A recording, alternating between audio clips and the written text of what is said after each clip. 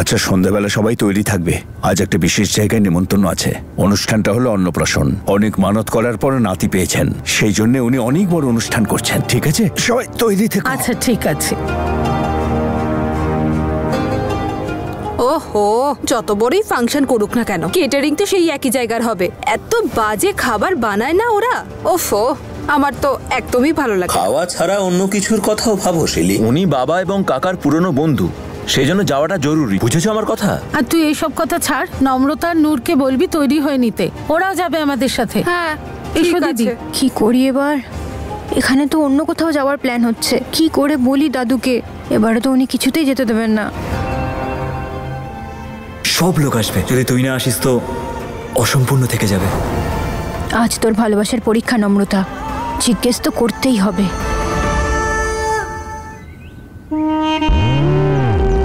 আজকের ইভেন্টটা খুব স্পেশাল, আর তুমি এখানে অবশ্যই যাবে।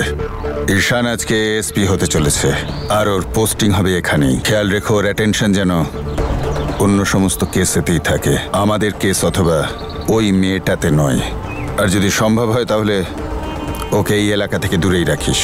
I know dad, and I am sure যে এই ফাংশনে আজ নম্রতাও আসবে। দাদু আজ ঈশান এসপি হতে চলেছে। এখানকার গভর্নমেন্ট নতুন অফিসারদের জন্য একটা অনুষ্ঠান করছেন। আমিও যেতে চাই ওখানে। প্লিজ দাদু, যেতে দাও না। নম্রতাকে আমি আমার বাড়ির বউ কোনোদিনও হতে দেব না। না,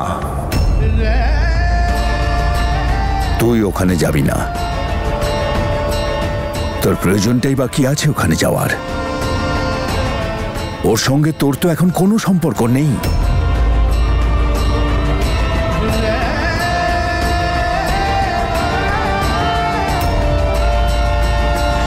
প্লিজ দাদু, এই দিনের স্বপ্নটা আমরা দুজন মিলে দেখেছিলাম। যবে থেকে ও পুলিশ অফিসার হবে ভেবেছিল, সেদিন থেকে ও এটাই বলতো যে যেদিন ও এএসপি হবে আমি যেন ওর সাথে থাকি। আজকের দিনটা ওর কাছে কতটা গুরুত্বপূর্ণ সেটা আমি জানি। দাদু, আমরা দুজন যতই আলাদা হই না কেন, কিন্তু আমি আজ ওখানে গিয়ে মন থেকে ওকে কংগ্রাচুলেশনস জানাতে চাই। তুমিও চলো না সাথে, তুমিও দেখবে। না আমি ওর দিকে তাকাবো, না আমি ওর কাছে যাব, না ওর সাথে কথা বলবো, কিন্তু প্লিজ আজকে ওখানে আমাকে যেতে দাও। দিদা প্লিজ, তুমি দাদুকে বলো না যাতে আমাকে যেতে দেয়। বলছিলাম কি, শোনো না, আমাদের এইটুকু ভরসা তো করতেই হবে ওদের উপর। আমি নম্রতাকে আমার বাড়ির বউ হিসেবে কোনোদিনও মেনে নেব না।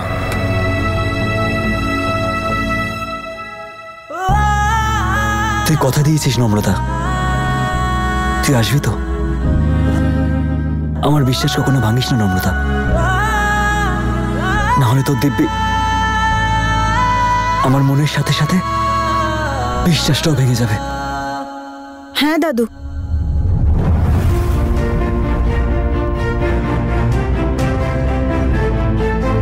নম্রতাকে যেতে দাও না।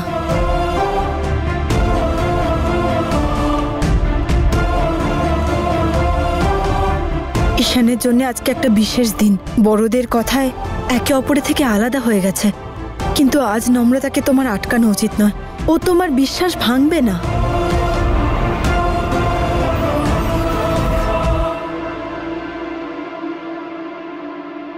ঠিক আছে মা।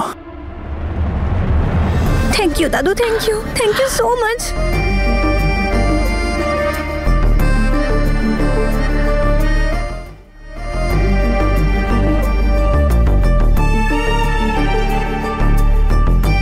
Thank you Noor, thank you.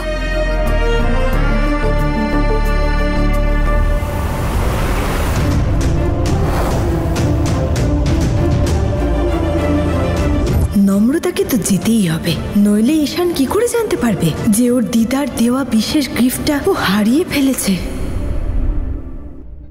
আজ তোমার স্বপ্ন পূরণ হতে চলেছে দিদা, সেই স্বপ্নটা যেটা তুমি আমার জন্য দেখেছিলে, আমার পুলিশ ফোর্স জয়েন করার স্বপ্নটা। তোমার কথা খুব মনে পড়ে দিদা।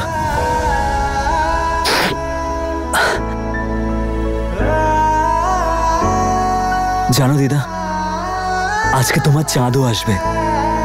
চাঁদ মানে আমার নম্রতা। তুমি যে ঝুমকাটা দিয়েছিলে সেটা দিয়ে দিয়েছি ওকে, আর বলেছি যে পরে আসবে ওটা।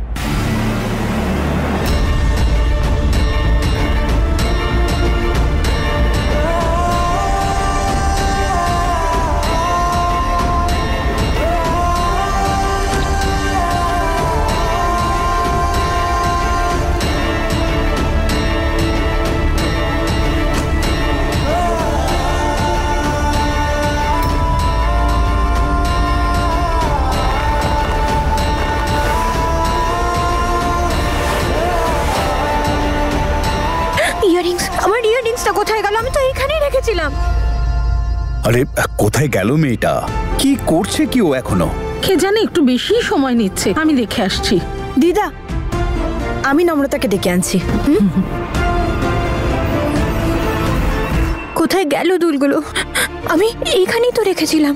আমি ওটা মার্কেটে ফেলে আসিনি তো। না, আমার মনে আছে আমি নিয়ে এসেছিলাম ওটা। আমি ওটা এইখানেই রেখেছিলাম, চাবিও আমার কাছেই ছিল। ওটাই ছিল ঈশানের ঠাম্মের শেষ স্মৃতি।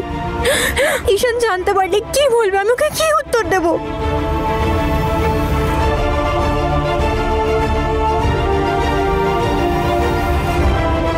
এবার বুঝতে পারছিস তো মনে আঘাত লাগলে কিরকম লাগে? এবার তুই কাঁদ, কষ্ট পা, ঠিক যেভাবে আমি বরুণের জন্য কষ্ট পেয়েছি।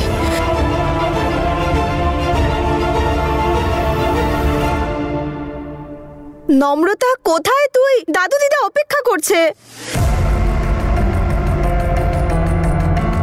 কি অবস্থা করেছিস তুই? আমি যেতে পারবো না নূর। কিন্তু কেন?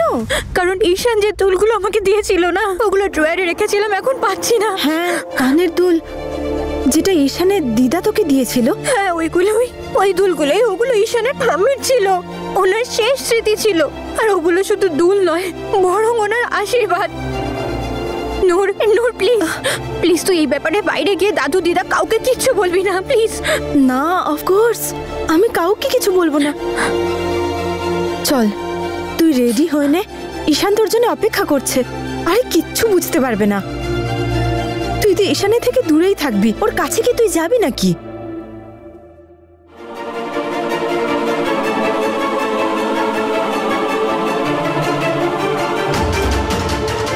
দুল হারিয়ে গেছে, আর পাবি না। এবার হবে তোদের দুজনের আসল ব্রেকআপ।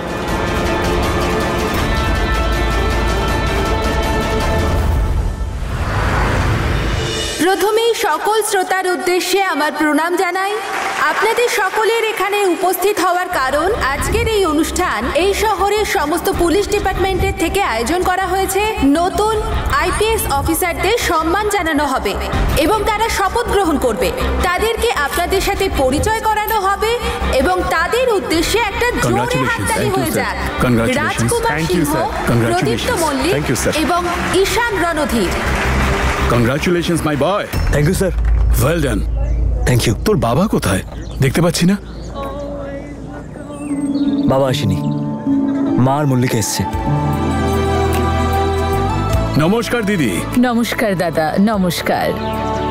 অল দ্য বেস্ট দাদা। গড ব্লেস ইউ বাবা, আরো বড় হও জীবনে। অভিনন্দন আপনাকে দিদি, ছেলে তো আপনার এসপি হয়ে গেল। থ্যাংক ইউ দাদা, থ্যাংক ইউ সো মাচ।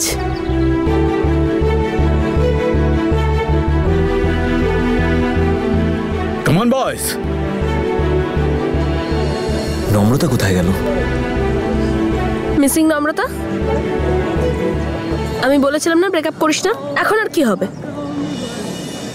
আচ্ছা, মন খারাপ করিস না, স্মাইল। আর চল, বাই দ্য ওয়ে হ্যান্ডসাম লাগছে। ও আসবে, ওকে আসতেই হবে। দিদার ঝুমকোটা পরেই আসবে। আমার ভালোবাসার উপর পুরো বিশ্বাস আছে, উপরওয়ালার থেকেও বেশি।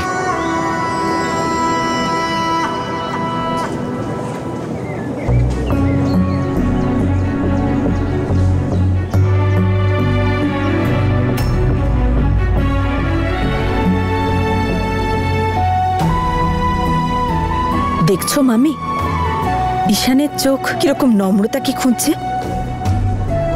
ঈশান, নম্রতার অপেক্ষা করে কোনো লাভ নেই, কারণ ও আসবে না।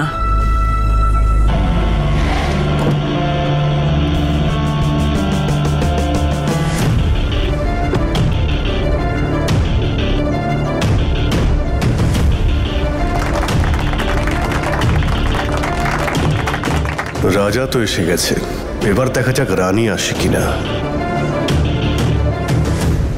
অদিত, বাপ রে, হোয়াট আ প্রেজেন্ট সারপ্রাইজ! আমি তো জানতামই না যে তুমি আসবে। দেখো, এখানকার ভিআইপি লিস্ট আমি ছাড়া পূর্ণ হতেই পারে না। Wow! By the way, congrats for your brother. Oh, thank you so much.